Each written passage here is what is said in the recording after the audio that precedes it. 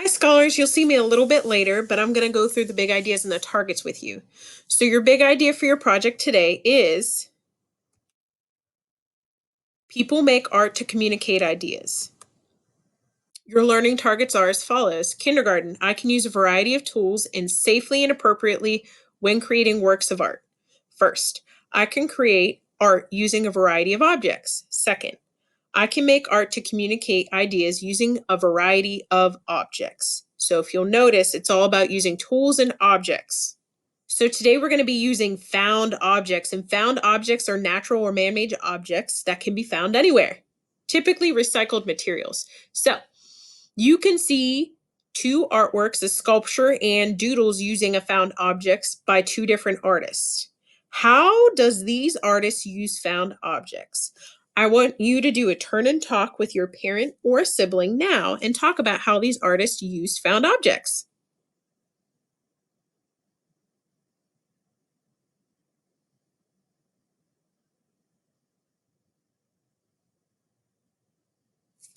Great job.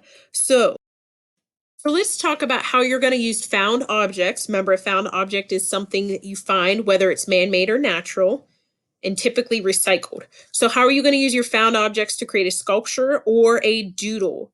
So let's start thinking about what kind of parts does a robot have? What will your robot be used for? Will your robot have an emotion or be emotionless? What objects will you use to create your robot? Stay tuned to see some examples. Remember, adding details can really help us get to know your robot. So hi friends, I wanted to show you some examples. So if you look to my left, sorry guys, it's real different when you're recording yourself. So if you look to my left, you'll see an example of a sculpture using found objects, and you'll see a doodle using found objects.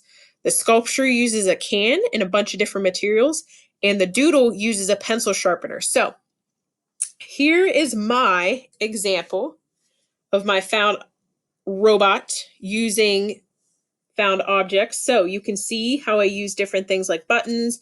I used a cap, I used forks, I used nuts, I used twigs, whatever you can to make your robot. Maybe if I pull them back, you'll see them better.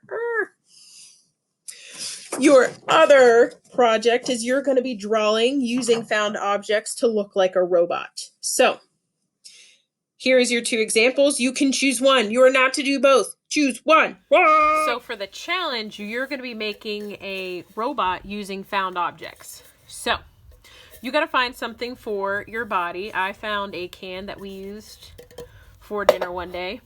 You don't have to use a can. You can use whatever you find. Find something for feet or arms. Remember, it doesn't have to be the same objects as me. Actually, the more interesting objects you find at home, the better off your robot are. Find different things, like maybe something for buttons or eyes, whatever you find. Now, the other thing you'll need is some sort of glue. I have a big bottle of white glue. You can use white glue if you have it at home. You can use a hot glue gun. And you can also use tape, whatever you can to stick it together. Now, if you're using a hot glue gun, you need to have your parent around to be able to use it.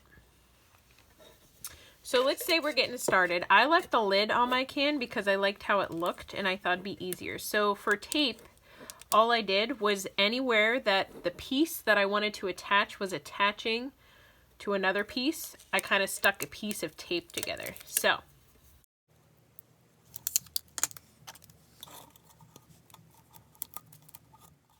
for the arms, as you can see, think about your materials and how you use them creatively. Maybe you can use bottle caps as eyes, you can use pennies, you can use forks, whatever you have around your house to make your robot. So here is my finished robot, and I can't wait to see yours. Hi friends, so for this activity, if you don't want to do the sculpture, you can do a drawing like Victor Nunez. So you're going to use some found objects around your house. For me, I found an Oreo, I found almonds, and I found pennies and a dime.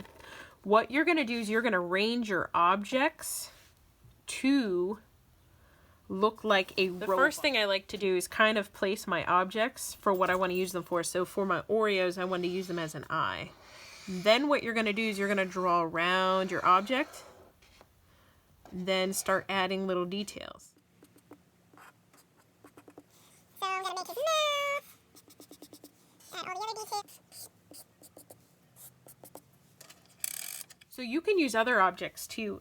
After I found these pennies, I kind of want to do a pattern on his clothing for buttons. So I'm making buttons or adding more elements with my found objects for a design. And then when you're done, snap a picture.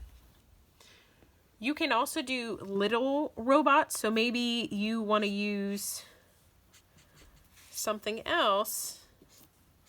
It's like robot friends that are playing. So I kind of liked these pieces here, and I'm going to make a similar robot this way. And put pennies for his hands instead. And they both move around using the pennies. So remember, if you didn't want to draw your big robot, you can draw tinier robots using your found objects. But what I'm looking for is how you are getting creative with your objects. So now you've watched your example, and today you're going to be creating a found object robot. Things to remember, use lots of details. Use different objects for different parts.